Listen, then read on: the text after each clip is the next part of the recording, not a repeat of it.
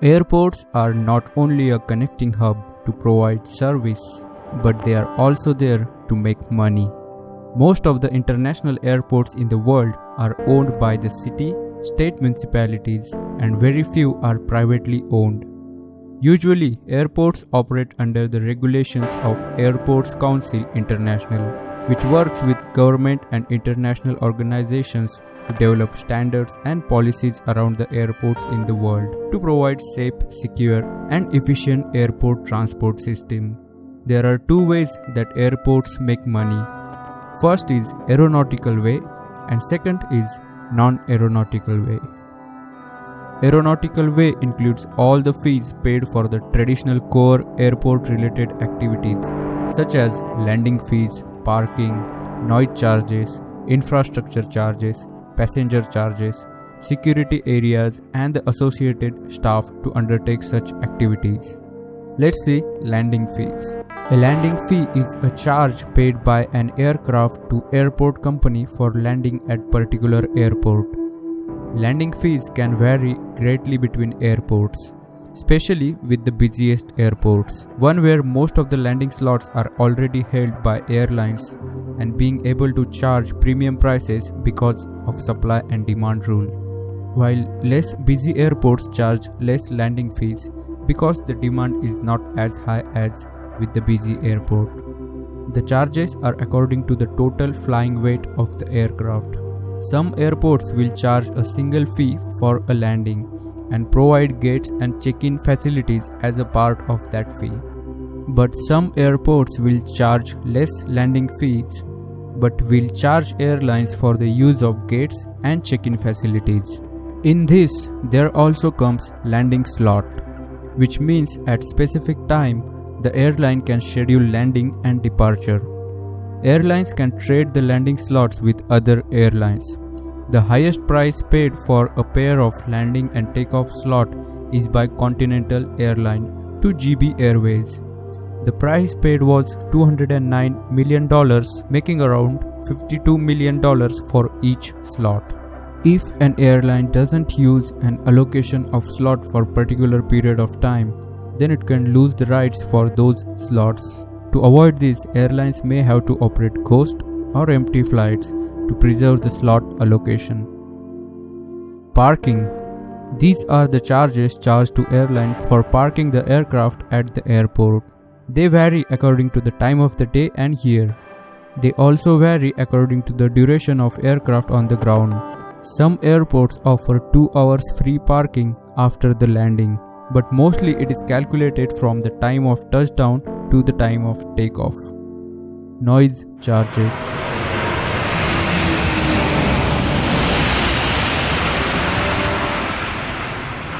These are charged by airports in relation to their noise and emission impact. They are normally categorized and a fee is placed against each aircraft according to their relative impact. There are issues with these charges, as the funds collected by these charges are not exactly going to noise prevention measures. Also, aircraft nowadays are 75% quieter than 50 years ago, and charging them a fee is not a solution to reduce noise pollution.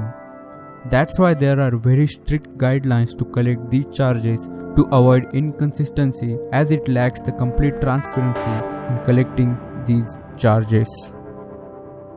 Infrastructure charges. These are the charges for the use of infrastructure facilities at the airport. Normally consist of terminals, check-in areas, baggage equipment, and air bridges. Usually, these are charged on per movement basis. Passenger charges. These fees are charged per onboard passenger by the airport. These charges are normally billed to the airline, which then passes the cost on to the passenger. Security charges.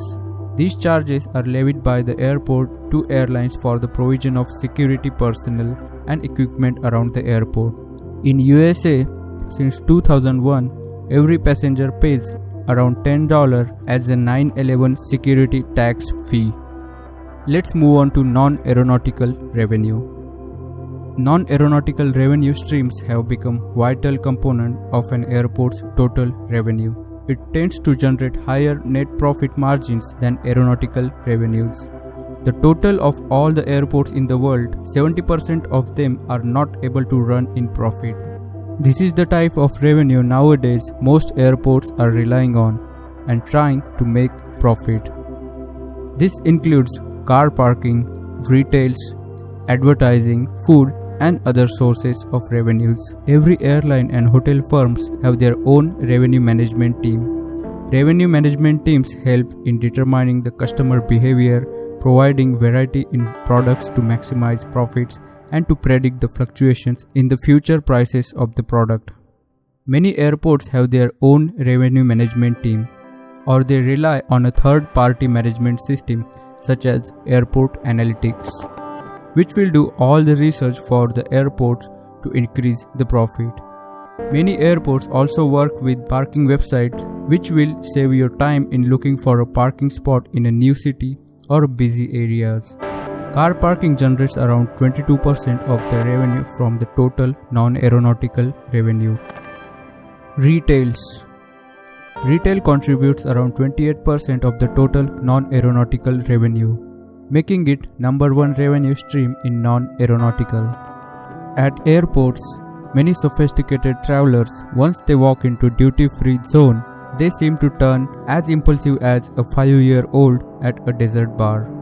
Therefore, the retail's revenue of airports heavily depends on the impulse buying behavior of the passenger. That's why you will see more glamorous and attractive and variety of products in duty-free shopping. They make it also easy by removing the payment barriers and accept payments in various currencies. Various scientific papers have been published for encouraging the impulse shopping behavior of the customers at the airport.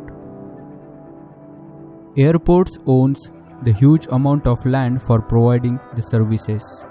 After building the essential parts, the remaining land of the airports is rented for various services such as private parking, hotels, or building a public transport connection to the airport, or any other similar business which will benefit the airport's revenue. These properties are rented to various companies and they generate 15% of the non-aviation revenue. Car rental is a multi-billion-dollar industry, and the most of the revenue of car rentals is generated from its airport outlets. Usually, the airport car companies gives 10% of their gross revenue to airport authority, and for off-airport companies, the airports usually charge the access to the ground location. Car rental contributes around 7% of total non-aviation revenue. Other than this, there are many other sources such as advertising, food and beverages, utility charges, which significantly contributes around 25 to 30% of the non-aviation revenue. Now, to operate effectively to decide airport charges with the collected revenue, airports has 3 different models, such as single till, double till, and hybrid till. In single till model, both the aeronautical and non-aeronautical charges are taken into consideration to calculate the airport charges.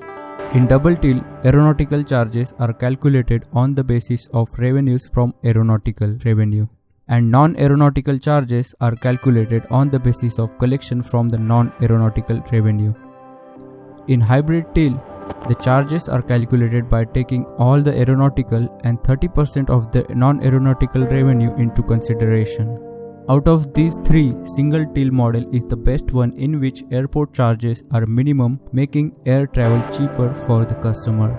With other 2 models, it gets a little expensive, but it completely depends on the revenue generated by the individual airports in both aviation and non-aviation side, and which model to adopt according to the generated revenue. Hey guys, thank you for watching. If you like this video, please subscribe and give it a like, and follow me on Twitter for the updates on next video.